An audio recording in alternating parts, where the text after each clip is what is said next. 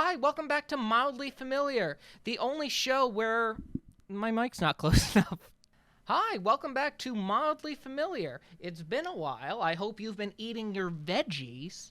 Today on the show, I'm going to have Mr. Gene Goldstein join us. Gene is an animator, a storyboard artist, and overall, I think he's a very talented fellow. So, I'm not going to delay this any further. Don't think I'm going to be extending this cold opening any further. I'm not going to be elongating this any longer. This episode is going to be bananas, dude. You're going to go, you know what I mean? It's just like, oh, wow. I mean, the actual interview could be boring. I haven't filmed it yet. But I assume it's going to be great. Don't you? You ever been to a party where everything is going swell? And you turn to somebody, say, I'm Gage, I hope you're well. And they say, we've met before. And you say, oh no, I knew they looked mildly familiar. Mildly familiar, oh no. Just to sync us up, I'm going to give you a quick math problem. Okay. Gene, what's 2 plus 2? 4. All right. Now we're all synced up. Now we're cooking with fire. Hey, everybody. Welcome to Mildly Familiar. Once again, we have Gene Goldstein on the show. Gene, it's so nice to see you, man. Thank you. It's nice to meet you. Yeah, it's good to... This is our first time talking face-to-face, so I'm eager. We're going to have some laughs. We're going to have some good antidotes. It's going to be a great time. Yes, antidotes to all the poison that I will be feeding you. Oh my God, did I mix up antidote and... I can never say that other words. It's like how people say facilities. I don't know. Maybe there's going to be, poison drinking involved. I don't know. I don't know what this show's about. Who knows? I should be more careful when I pick out my guests because they may poison me. You never know. You really never know. Zoom's notorious for poisoning people. So let's get into you a little bit. Who are you? What are you all about? Would it be fair to call you an animator, a storyboard artist, and a musician? I think so. I do a lot of things, and the list keeps growing, it seems like, especially in the last couple of years. I would say that I am primarily an animator. Even that definition is loose because I haven't done that much actual animating in the last decade. I love animation. I also am in a band called Q-Bomb. I do frontman things, screaming and singing and rapping and jumping around on stage. I also do a podcast called Creative Block where I interview other people in creative industries. Yeah, I do a shitload, man. I don't know. It's getting harder to define what I do. Quite frankly, you do too much. I think so. How many hours of sleep do you get a night? 3 or 4?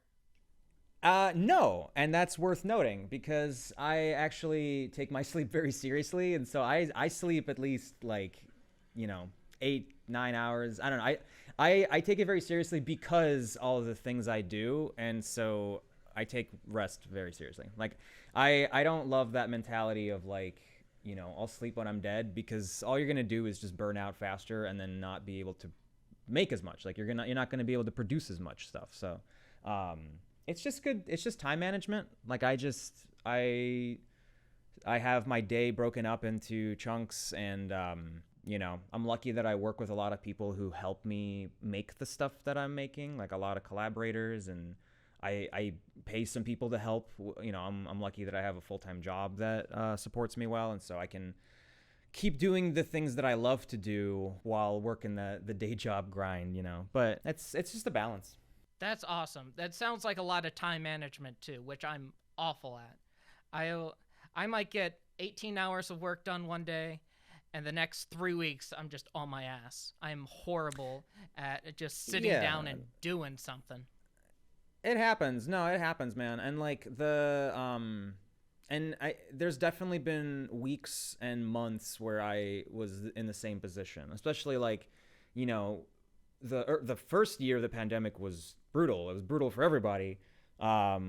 But as far as like creativity and burnout, like it was bad. Like I didn't know. It was hard to start on anything because you didn't know where things were moving. I didn't know how to plan for anything, and everything that I do requires planning. You know, all the music stuff, all the the podcast was actually a big help for me. It was like near the end of 2020. Me and Violaine were kind of talking, and like we were like, hey, it would be kind of fun. Everyone's at home already. We should just start talking to people about their careers and whatever, and it would help us catch up with some of our friends. It would and that really pulled me out of a funk. That like I had a real bad funk right leading up to that, where I couldn't work on anything. I was just feeling like a puddle. Yeah, I think everyone had that funk 2020, 2021, maybe even right now. 2022. Probably still, yeah. No, it hasn't really gotten that much better, but yeah, it was that was a helpful thing to get me out of it. And then things with my band started picking up, and we've been doing a lot of stuff behind the scenes. We still can't release anything, but we have it's going to be a flood of Q-Bomb stuff this year, but it's just like we had to do it all, you know. So it's like it's months and months of labor and like waiting a lot of the time for things to kind of work out, for things to line up. So yeah, it sounds like I do a lot, but there's honestly chunks of time where there's nothing. It's just right now I have momentum. The last like 6 months or something, I've had a lot of momentum, and so I've been really trying to like take advantage of that and just do as much as I can, make up for lost time a little bit too, you know? Yeah, no. And when you have that, I feel like that motivation and momentum is so rare nowadays, that when you really get that flare, you really have to hold on and ride it till it drops out. Yeah. So speaking with like the pandemic and such, what has your media intake been like? Have you been reading more books? Have you been drawing more? Have you been going to streaming services? I was going to say going to the movies, but not a lot of good movies out right now. No. And not a lot of reason to go to the movie theater. No, not really. Everyone's been hyped on the Batman, but I think I've had my fill of the Batman. I'll watch it when it drops on HBO, but it's a 3-hour-long movie, man. I can't. Yeah, I feel like I'm crazy. I'm like, I've been seeing the same kind of Batman movie for the past like 15 years or so. This gritty, dark detective. Yeah, and I'm like, I get it. I've seen that movie. It's not that unique anymore, unfortunately. No. And it drops on HBO Max in like a month. So I don't see the point in paying extra to go to AMC and get that. Well, is there any like TV shows or YouTube channels you've been watching? Yeah. Well, you know, I'm at home all the time, and so a lot of what I've been watching is a lot of video essayists. I really love when people do like deep dives into content. A lot of the stuff that I watch is honestly just like stuff that I put on in the background because I'm just working on things, and so I need, you know, background entertainment. And so yeah, a lot of video essays. I love Izzy Z's content. She's great. She does deep dives into really weird internet shit. I like a YouTuber named Hazel. She does a lot of cool stuff. She did a video about like cozy anime RPGs that I didn't think I would love as much as I did, but it was really close to my interests. I don't know. It was good. I used to play, you know, a lot of video games, and I guess I still do, but lately I've been like trying to scale back a little bit, partially just because I've been busy and I don't have as much time for it. But I kind of got burnt out. Like I think I was really binging on a lot of stuff over the pandemic and quarantine and all that, and I burned through a lot of the stuff that I was interested in, and a lot of the new things that come out just like don't really get me that excited. It feels similar to, you know, what we're saying about Batman. It's like it's getting harder and harder for me to enjoy things because I feel like I've seen it before. You know, it's just I love media. I've always loved it. I love you know, comics and animation and video game, whatever. Big media consumer. But the problem with that is after a certain point, it just, you start to feel like it's, oh, I've seen this. Oh, this isn't new to me. I watched Turning Red last night. That just came out, and that was awesome. I really liked that. That felt like a fresh a fresh take on on the sort of animated feature. I loved it. So I've been trying to find that fulfillment in new places and trying new things and new hobbies. I've been playing Elden Ring because everyone else was, and I was like, well, I have a little bit of free time, so let me dive in. And what a fool I was. Oh, that consumes your life. I'm surprised you got around to this interview. I'm surprised you're not playing Elden Ring, my friend. No. This weekend is me trying to decompress a little bit. So I had time, but it was I have such a complicated relationship with Souls games. I really like Bloodborne. Like, I've played that game twice. I love it. Like, I think it's aesthetically my favorite, and like the mechanics are great. I got really mixed feelings on Elden Ring. Have you been playing it at all? Yeah, I've been playing some of it here and there. I know people who I work with who's like, yeah, I spent 18 hours yesterday on it. And I'm like, no, I can do either 1, maybe 2 hours of it, and then I put it down. Yeah, I mean, I start to feel nauseous after a few hours. Like, I just can't play games for that long physically. No, I don't have that stamina anymore. Yeah, well, and that game especially because it's demanding. Like, Yeah. it takes You always a lot have of to kind of be stamina. on. Yeah, you can't like pause it at any time, by the way. For people who are unfamiliar with the games, if you pause it, like, the enemies still attack around you, so you have to like go into a safe space into that I game. do, although I feel like not enough people say this, but like, you can back out into the PlayStation menu, and as far as I know, that counts as a pause. Like, Does that I don't interrupt think like online features though? I don't know, but I don't use them. So if nothing else, that doesn't affect okay. me. I mean, if couch co-op or couch play, like, I love it. I love being with friends. But online stuff, it always feels more stressful than fun. It's never really struck a chord with me as much as like playing Mario Party on the couch, because you can see your friends, their will of life drain away, and that gives me great joy. Yeah, the fun is ruining your friend's night. That is the fun of a multiplayer game. Exactly. Because like, I used to be a big Smash fan. Like, I used to play a lot of Smash Brothers, and part of that is they've never been able to do it right. Like, the online, it's too, I don't know, Twitch. Laggy? Yeah, well, it's laggy, and so like, I've never gotten a kick out of playing it online. I would rather just invite some friends and play it, whatever. But also, like, what is there, like 90 characters now? Like, the last one got insane. I think you're right. It's 90. And was that the last one? I think they announced the last character. I don't remember who it was though. Yeah, it was Sora. Oh, Sora was the last one. That's right. Yeah, and that's a fun one. I get it, but I was just kind of checked out by that point. I was like, yeah, okay. Yeah. It's been. I think they announced it in like 2021, and the actual game came out like 3 years ago. So it was. Yeah. It was really extending its lifespan. Yeah, they really did. They're doing something similar with Mario Kart, where they're just like, hey, we're adding more tracks to the already existing game that came out in 2013. That has a long lifespan as well. Do you have any hopefuls for Smash, by the way? If they made another game? No, I think that like they've done everything I can.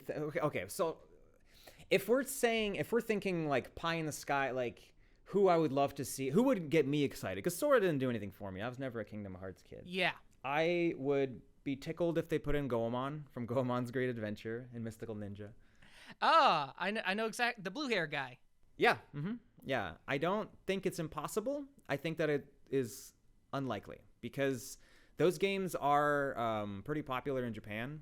They're not popular here. That hasn't stopped them before. They've put in some weird niche characters into Smash before, like Japan specific. So I think it's possible. I think you can very clearly imagine what his moveset would be like. He's got the pipe and like there's all kinds of stuff. That one I think that'd be fun. That'd be fun for me. I love Beautiful Joe. I would love to see Beautiful Joe make an appearance. Very unlikely. And that would be you and me both, man. I'm still holding out hope for that third one. It's not going to happen, but maybe, unless no. I would be happy with a remaster even. Like I'd be happy with just an HD re-release, like a bundle, Yeah, it's just kind of stuck on GameCube right now, or GameCube and PlayStation 2. Yeah, and I do have both of those for GameCube, but it's like, man, I just wish they would put it out as an HD release. But Platinum Games is, well, I don't even think they own the rights to that. I think Capcom owns the rights No, to it's that. Capcom. Yeah. I don't know. They don't seem like the types to do something like that. I don't even know if they've had any HD like games. Oh, but they're doing Resident Evil, so they're doing all of those. That's right. Yeah, and they just put out like a Phoenix Wright trilogy in HD. They did. So They did. You're right. So it's not impossible. It's not impossible. Let's hope. And then like stupid answer, like fucking Goku, dude. Like if it like. Oh, those weren't the stupid answers? Those are the legitimate answers. But I think like why not put Goku in? Goku has been on tons of Nintendo games, and like if we're getting silly with it, like fucking Goku, man. I that's like the only one I can think of that is a stretch, but would be incredible. And I will die on that hill, saying that I think they need to make a proper DBZ Smash clone game, and not like overthink it. Like, don't change the mechanics beyond what Smash does, but just have it be Dragon Ball characters, and it would be fucking great. Because all of these like one-on-one fighting games that they keep trying to make, like to me, it just never feels right. Because to me, the scale of Dragon Ball Z fights are what makes it fun, and like the impacts and the way that Smash handles that stuff is great. You know, where it's like you fucking like you do like 400% damage and you go flying across the screen like that. That's Dragon Ball to me. That would be fucking great. Yeah, I was talking to someone about this the other day, but I don't think they've successfully made like a Smash knockoff that I was like, oh, that's actually a really fun game. The closest I can think of is that PlayStation All-Stars game. They tried, yeah. That one was definitely... Yeah, and I know, like, you know, there was the Nickelodeon one, which kind of fell flat and was soulless. I think that other studios, they see it as a cash grab thing where it's just like, oh, this will like make some money, but they don't like the companies that fund that or that, you know, want to make those games. It seems like they just don't put the budgets to make them good, and you really got to balance those well for it to work. You can't just phone it in. Yeah, Warner Brothers is making their own too. With, I know their multiverse one. That does not look good. No, it does not. Look good. It does not. But speaking of like video games and such, why is it important for someone to have a varied media intake that includes not just movies, video games, or not just books? Why is it important to have a little diversity in your intake? Yeah, that's a great question. Part of the, and I'm gonna get philosophical here, Please. but I think that a big part of the human condition is experiencing things, you know, and we can't, especially now, it's hard to go out and do things. Like, it's hard to go out and experience things. It's hard to travel. It's hard for a lot of people just because of financial reasons, for whatever. Like, it's tough to go out there and live your life to the fullest sometimes. Media lets us do that, and also media teaches us a lot of things about ourselves and about life and in general. I grew up as a you know, a latchkey kid, I think it's called, where it's like, you know, my parents were at work and I would just, the TV kind of raised me. Video games and TV, like, you know, kind of helped me figure myself out a lot. And my parents are great, but they were working. You know, we didn't have a lot of money growing up, so I was at home by myself watching Toonami or whatever. And so I love it. I think that it you know, entertainment is very important. You got to fill your day with something. And all of that is to say that I wish that people didn't box themselves into very specific things. I am not a fan of when somebody becomes so impassioned about one specific medium, but even so, when people get really specific about a genre or like, you know, or even a type of thing, and then they start blocking out other things, and they get really defensive about that. Like, the more you get interested in one specific type of thing, it does weird things to people's brains, and they get really defensive about it, and they start to get really hostile about it, and people just become boring. When they become boring, when they're only experiencing one type of thing. And there's so much out there. And I honestly, like, I think about, like, our generation especially has access to so many things. And I know a lot of millennials who, like, don't play video games at all, and that's just odd to me, because it's like that's like saying you don't listen to music at this point. Like, how do you not listen to music? And how do you not play video games? There's so many different. I think people think it's like, oh, I don't like shooters. That's fine, dude. Like, you know, there's occasionally a shooter that I'll play, but it's like I don't get much out of them anymore. But meanwhile, like, I discovered the joy of like cozy games, like, and I've been playing a lot of those in the last year because that was never really a thing for me. I played Harvest Moon 64 back in the day. Maybe that was the beginning of that for me. But my girlfriend describes it as like a little apple taking pictures of things. Like that's the kind of games that I've been playing, where it's like Tome, where you're just like a funny little guy. You're going taking pictures of animals. There's a game called Alba where you're taking pictures. I don't know. It's like, and it's not even the photography angle, but I love these games where you're just kind of existing in a charming little world and you just kind of live your life. Because I think that maybe it's because that's something that like I feel like I'm missing a little bit. But that's why I think people need to try things and experience things, because you don't know what will give you that kind of fulfillment and entertainment value. And I also see a lot of people complimenting really mediocre stuff after a while. Just like, you know, the Hollywood like factory where people have these really like strong opinions about things that are meant to be like chewed up and like thrown out. Like these are not like a bag of chips. Yeah, it's a bag of chips. These are not fine works of art. And I love some of those movies, without a fucking doubt. I love some of those movies.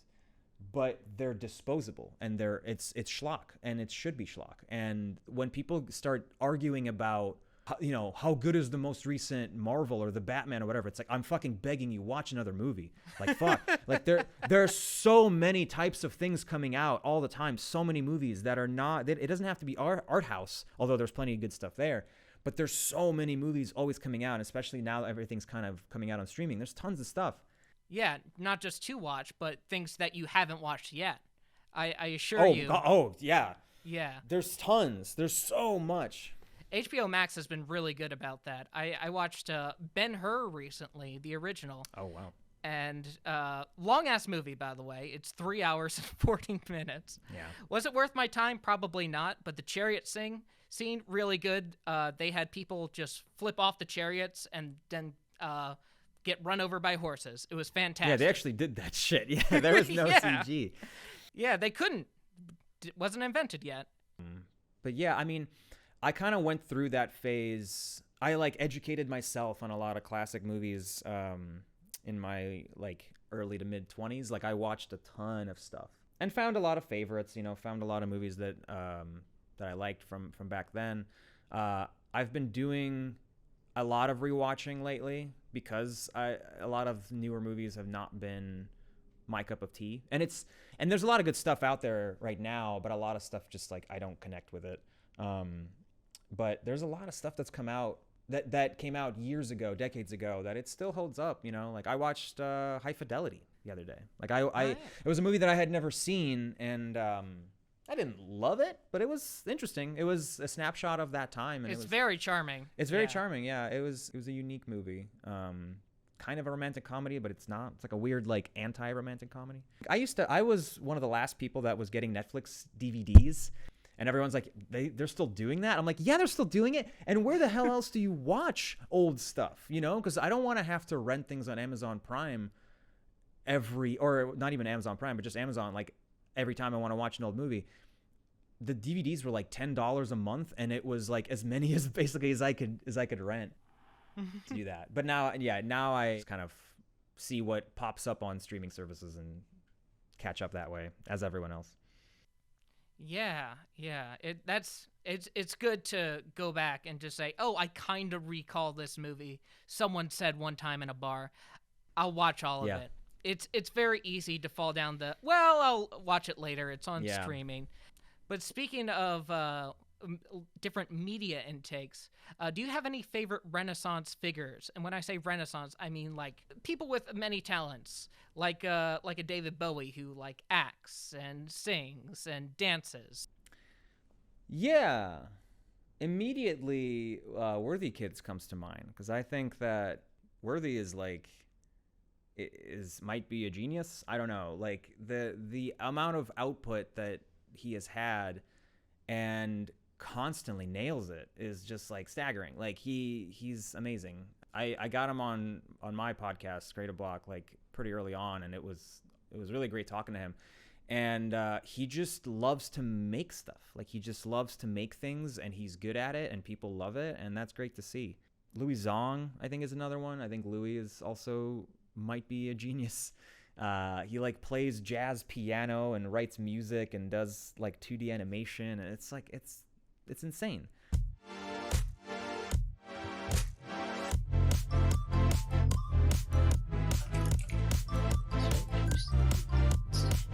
I got to jam with him a few times, and I still think that that's crazy that happened. We were all very much outclassed by his musical prowess.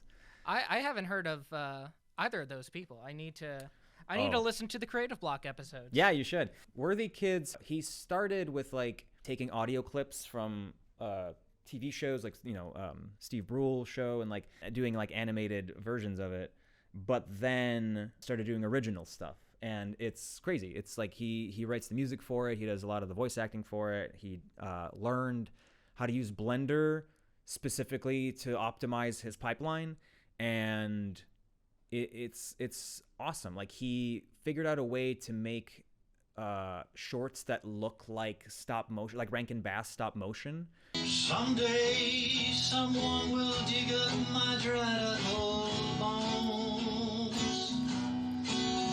And it looks like a 70s cartoon. It's fucking nuts.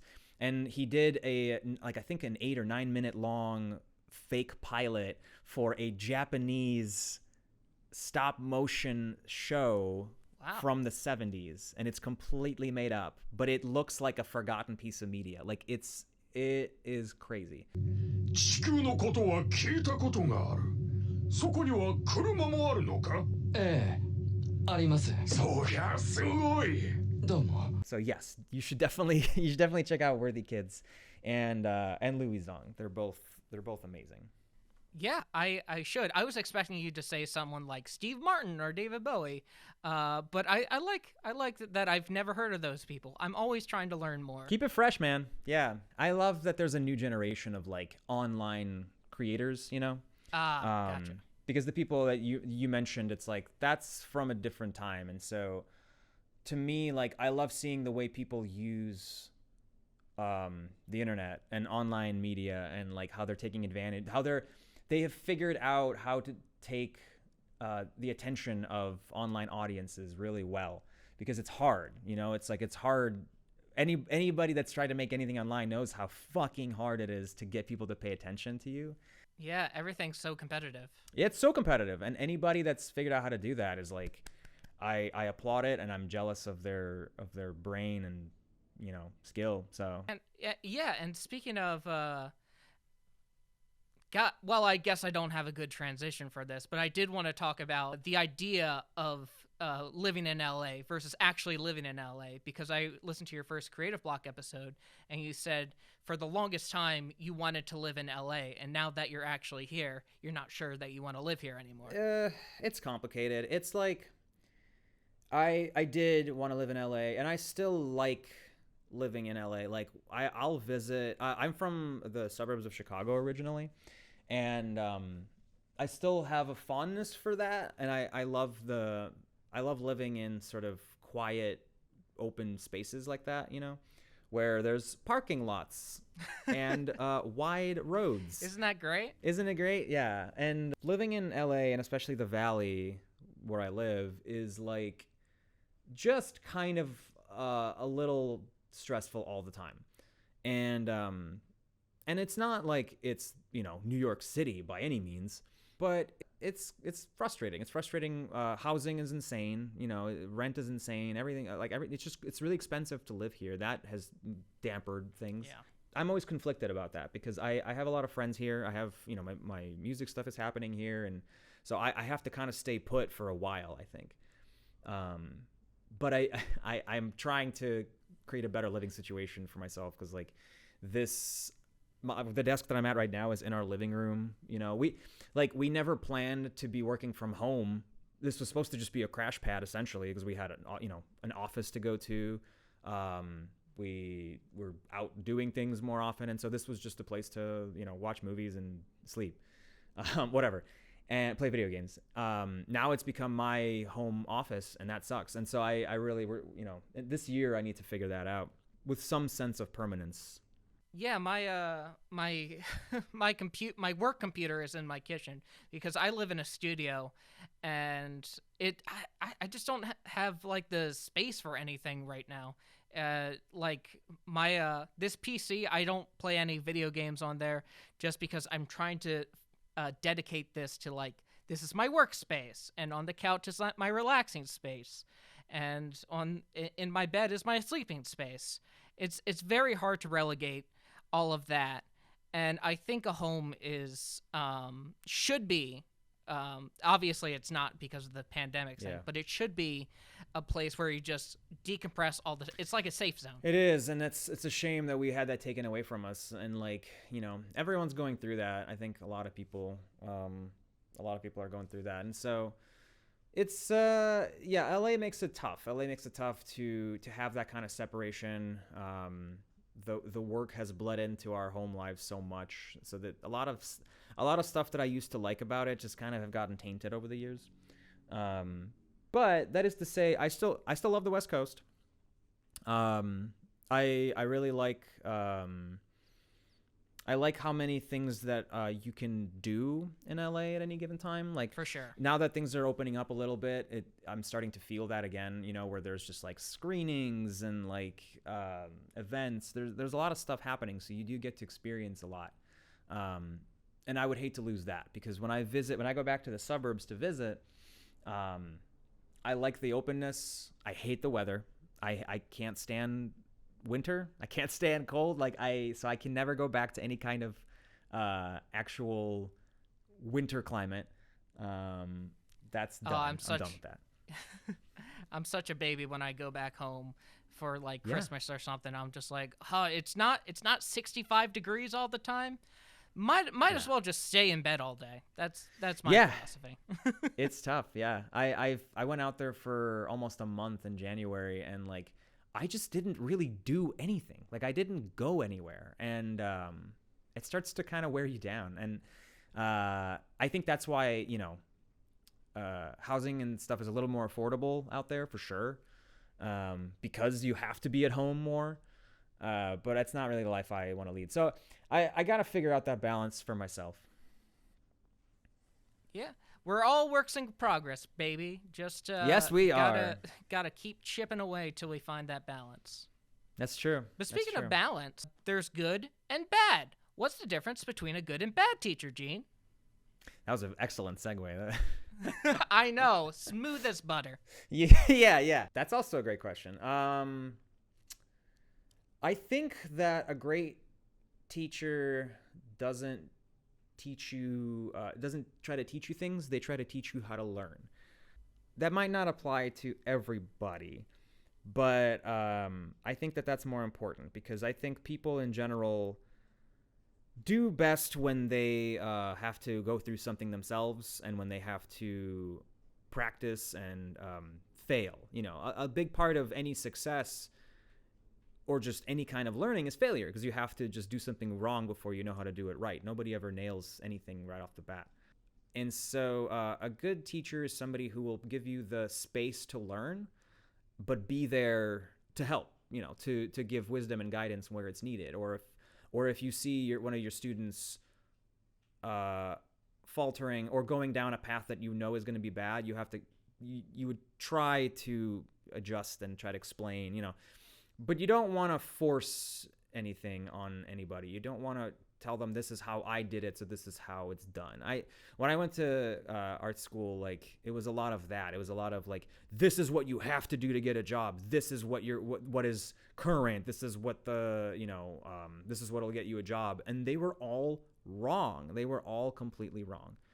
And a lot of the people that followed the guidance of those teachers ended up really having a hard time finding work, because they were given absolute lies about the job market. I was lucky enough to have an upbringing that was very self-sufficient, where my parents were they did teach me in that way. Like, you have to do your own thing. You have to work hard at your own stuff. I was around friends. I think I just gravitated towards people with the same mindset, but my circle of friends, we were all always grinding on our own projects, and everyone's doing great. You know, everyone that was doing their own thing and working hard at their own stuff, they're all doing pretty well.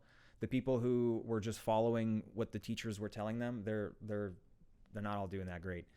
And at least as far as like following on the path that they had hoped to be on. So to me, there's something to be said about that. I think that like you shouldn't be force feeding anybody any kind of education. You should let people learn on their own and fail. And maybe if people were allowed to fail more in school, they would figure out what they do like faster, instead of thinking that, oh, if I just persevere in this thing that I'm not doing well at, maybe it'll work out. It sometimes doesn't. And not everything's for you, and you have to make that choice for yourself. The bad teachers that I had they just weren't engaged. They weren't engaged, and they had their curriculum, and they were just going through the beats and giving assignments and weren't actively trying to help. Right. So yeah, sort of like they were on autopilot almost. Oh, they were, yeah. And you could tell the ones that were just burnt out and tired, and and that's maybe a bigger issue, is that teachers don't get paid enough to care. Yeah. And so when a teacher wants to put in the effort, it's amazing, because they're digging it from they're getting it from a place, where like it's like emotional, like they want to help, and that's great. Those are awesome teachers. But it sucks that like there's not enough compensation for that work, so that a lot of people they're on autopilot, yeah, because they're just like, oh, I don't get paid enough for this, and that's a shame, because you're affecting so many people's lives. Right. Yes. Some teachers are teaching like 30 to 40 students, and we got to fix that soon. I'm like legitimately frustrated. That's why I'm trying to laugh. I know. I feel you. It's frustrating, and I have some friends who are professors now, in art schools, and like they're doing the best they can, but yeah, they're the kinds of teachers that I know that are good, because they provide that space, and they let people. The assignments are never, do this specific thing. It's like we're learning how to use this technique, and like do what you will, like do a project that blah blah blah. I don't know. I'm not a teacher, but yeah, I know that they're fostering people's creativity in the right way, which is good to see. That's awesome. Yeah. Give people those techniques and let them do what they will. Yeah. So my final question to you is, as the host of a podcast called Creative Block, how do you personally get over creative blocks? Yeah, we've had a lot of different answers on the show, and they're all great, because people are all different. Everyone has different preferences. So that's all just preamble to say that like my answer is not finite, and I hope people check out the podcast, because there's a lot of good tips in there. What works for me, kind of backing away from things. And a lot of people share that answer. A lot of people have said that on the show. I do a lot of different things, as I've said, and that helps me a lot, because when I'm frustrated with one thing, I can put it away for a while and go jump onto the other thing. And that way I keep those same creative muscles moving, but I'm not burning them out. And that really helps. And I strongly advise anybody doing any kind of creative work to not. Same thing that I was saying about media. Don't close in on one specific thing. You want to try other things. That doesn't mean that everyone should be doing music as well as animation or whatever. But like, I was feeling really burnt out in the pandemic, and I needed something that wasn't me staring at a screen, because it was no longer giving me any kind of enjoyment to sit there and stare. I would spend hours in front of my Cintiq doing my day job, and then at night I was like, I don't want to make anything else. I don't want to sit here anymore. I tried to find ways to create, well, like how you describe the spaces, that's a really, I think about that a lot. The spaces of different aspects of your life. And so for me, like I had to get a better MacBook, because that was driving me crazy. My old one was busted. But then I got like a little roller table, and I got a tiny, like a shitty bamboo tablet. And I would sit on the couch at night with the roller table and my MacBook, and I would do my personal stuff there. And that was enough of a separation from my like work desk that it helped a little bit. That also wasn't enough after a while, so I had to come up with something else. So I just had to take a step back. I didn't do anything for a while. I couldn't work on any projects because I was just running on empty. And so I got into like model kits. Like I used to do a little bit of like Gunpla when I was a kid. It was like the cheapest, easiest model kits. And I was like, I'm an adult now. And so I was like, I can buy these and I can like get nicer tools and so I got into it and I've built like 5 model kits and they've gotten progressively more complicated. Like I keep finding, now I'm on like master grade and there's like electronics. There's like a little LED that I had to like connect and it's great. It's something with my hands. It's not, it's not a computer. I'll not like screen oriented. Yeah. Not screen oriented. I'll put on like some movie at night, some movie that I've seen probably that's like a comfort movie. I'll have my spread on my like coffee table and I'll just like, I'm going to work on the arm today or whatever. And then I'll just like snip it. I'll sand down the nibs. I'll like figure it out. And I at the end, I have like a tiny little like hand that I finished, but it's cool. Like it works. And then the whole thing comes together. It takes me months to do these, by the way, but I chip away at them over a long period of time. Whenever I feel like I need to like just take a night. I think that people got to try different hobbies. People got to try different creative endeavors. I've come up with some really big creative ideas when I traveled. I visited Japan a couple times before the pandemic.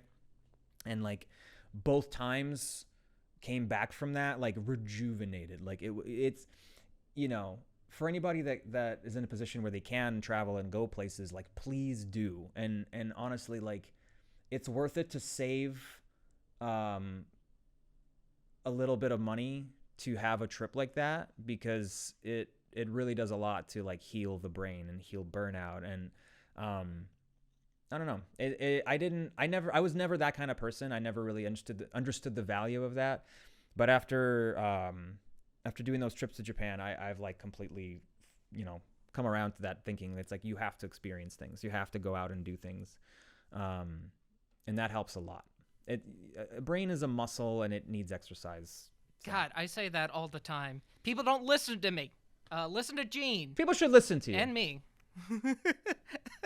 Yes. Thank you. They should listen to both of us. Yeah, I think we're very listenable people. If they made it this far, I think my point is proven.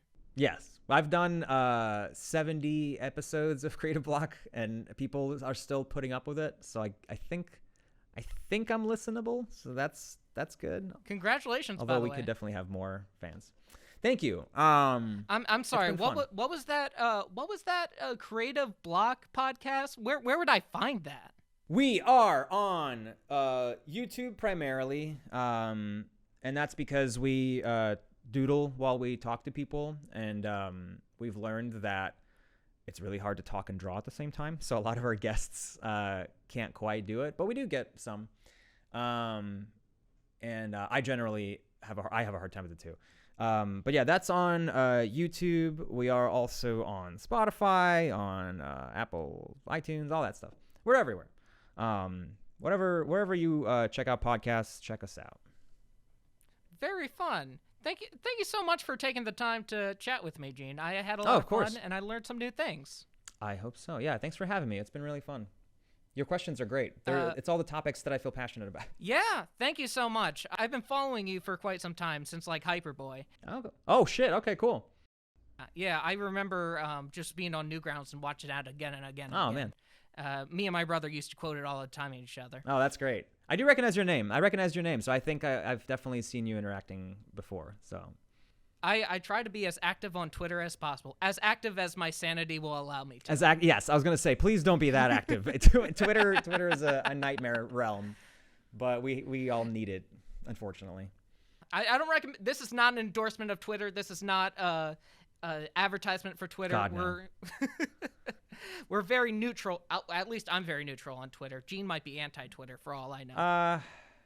I'm neutral. I think to say I'm anti it is, I'm anti a lot of the people on Twitter, Well, and I guess the way that they've structured it has made it just less fun. It's because it's everything. It's all about just constant noise. And if you're a person who likes to put effort into, bigger works of art, it's like it's really hard because you're gonna release something and it'll get attention for 3 hours and then it goes away. And so you have to be constantly reminding people of your existence, and like that's just not how my brain is wired. I don't like that much attention. I like to make things and drop them and walk away from it.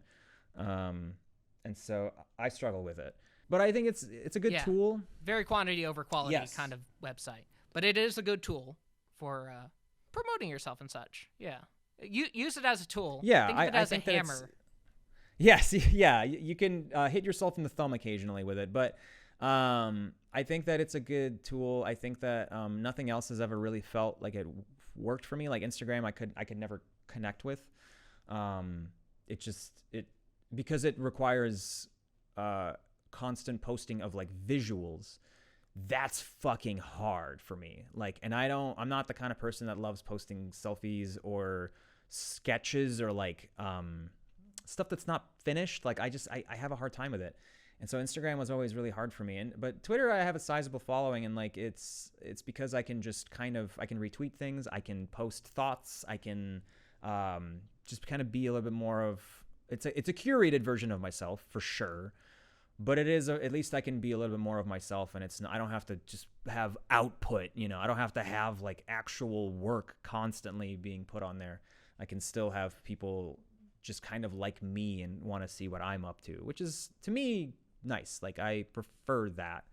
I suppose it goes especially for animation, storyboarding, and music stuff, but it's hard to kind of give a preview without giving so much away whenever you post a picture of something. Yeah, and I try, I try to tease things sometimes, but I have found that the stuff that I tease or that I try to hype up, it either doesn't happen for one reason or another, or it kind of falls flat when it is released. And then like I tried to do a webcomic called Robobo a couple of years ago, and it's because I was bored at home. I was burnt out on work. I wanted to do something creative. I spent weeks coming up with a story and a world and all this stuff. It's very fleshed out.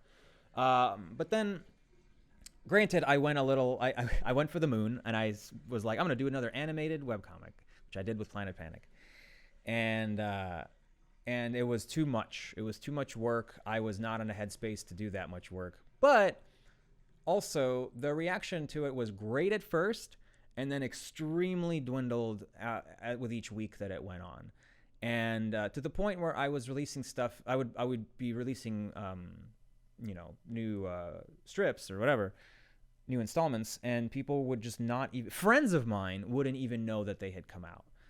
And because it just would get buried. It would get buried in the algorithm. And like, I tried, I would retweet it, I would repost, whatever, but it's just like, they actively suppress linking to other things or posting about your own thing. It sucks. It's like how are you supposed to get anybody to pay attention to you? It's easy for people, like artists, to say like, oh, it's not about the numbers. It's not about like exposure or whatever. And to an extent that is true. You should be doing art for the sake of self-fulfillment and such. But I think people reacting to it and people giving you compliments or comments on it is a huge factor in your motivation. Yeah, I mean, you want but an artist. I know, no, but I agree, and I think that I could easily make stuff in a vacuum for myself, and a lot of people do, and that's great too. Like if you don't feel like you need that kind of external validation, that's awesome. That's a blessing. But I consider myself an entertainer more than anything, and I think that's what's hard is like, when people ask me to like talk about what I do or who I am, I don't know if I'm any one thing anymore, because I just like entertaining people. I want to make people happy and give them some kind of excitement or some kind of inspiration or something. And so like, I want that external validation. I want people to say like, this is great. This made me feel something. This made me happy today. This made me whatever, etc. That's the reaction that I want. And I do a lot of stuff that nobody ever sees. There's tons of projects that I started that I didn't finish, that timing wasn't right or whatever. But it is always really disappointing when you do finally put something out and it gets a positive reaction, but not enough to where it feels like it's worthwhile, because it's a lot of time. It's hours and hours and hours of time to make something cool and good. But I know I'm not alone in that by any means. Like, there's thousands and thousands of people who try to put work out and nobody responds to it, and that sucks, you know? And so, like, I wish that, and I think that back in the days of, like, DeviantArt and Newgrounds, those communities were smaller and more respectful, maybe, or at least more, I think it was also just the actual websites themselves. They fostered a community and they fostered that kind of support more than just content, you know, like produce. And so there was a little bit more happiness with those. I think people could find their weird little niche, and their niche would respond to the work they were putting out. Now you're throwing things into the void, right? Like, you're competing with everything that exists everywhere all at once. And so it's like, yeah, not just animation, but like vlogs, or cooking channels, or everything. Also, sorry to keep going on this, but that's okay. It's frustrating if you work like 6 months on a project or longer, and people are like, "Oh, that's nice," and you get 20 likes or something, and then you put out a shit post, and people are like, "Oh yeah, this is what I want to see more of. This is the one. This is it." I struggle with that all the time. Because I'll put a lot of work into something, and like you said, I'll get, you know, not as many likes as I was hoping for, or even just comments. People, I think it's when you're scrolling through a feed, it takes a good amount of effort to stop and be like, I am going to respond to this. It does take a lot. And it sounds like it's just a comment, but we all know it takes concentrated effort to stop and be like, I'm going to reply to this. And so I try with my friends and, you know, people that I follow. I try to say nice things, but it's like I would be doing it for like hours in a day, just like responding to everything. So it's fucking hard. Whenever I've seen you on Twitter and replying to someone, it's generally positive.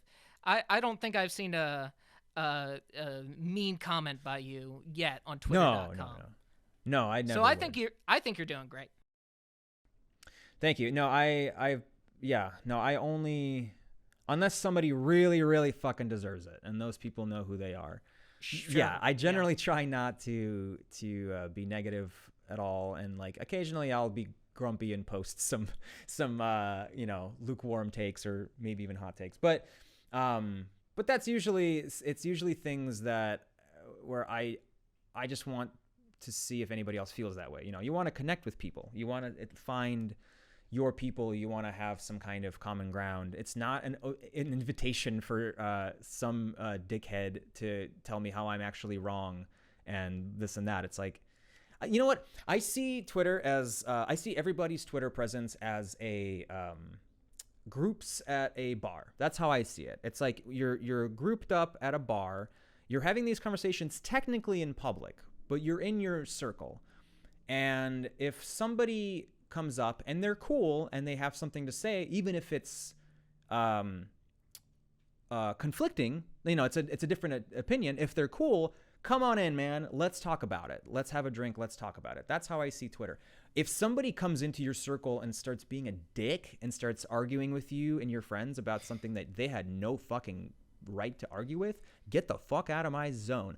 Because, like, yes, we're in public, but you should have some fucking decency and, like, common sense to not just, like, argue with random strangers on the internet. It's the same thing. So, like, people say it's the internet, it doesn't matter, or it's anonymity or whatever. It does matter because it's people. It's just people. At the end of the day, it's people talking to people. And you should. I wish more people would respect the etiquette as much as they would in real life. That said, a lot of people don't respect it in real life.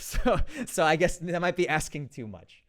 Yeah, no, I agree. It's like to go off of your bar point. It's like if someone started screaming in a bar, you don't want to associate with that person. You want to talk with your friends. Yeah, no, everyone ignore that guy. Thank you so much, Gene, for taking more time than you really should have out of your day. And I really enjoyed chatting with you. I hope to chat with you a little more in the future, and I can't wait to see what you got next in that big old brain of yours. Thanks, man. Appreciate it. I'm glad I've been invited on the show. It's been great. Yeah, and now I'm a little more familiar with Gene Goldstein. Now, Gene, how exactly does one end a show? I am going to eat the camera. Vile. How do we feel about that? Simply vile. Okay, here we go. Thanks for watching. If you enjoyed this, make sure to like, comment, and subscribe. You don't want to miss all the cool stuff I have coming. I got more interviews, more Gauge Your Interest, and it's going to be right here on the Gage Agnew channel. Hope you like videos, because that's what I make.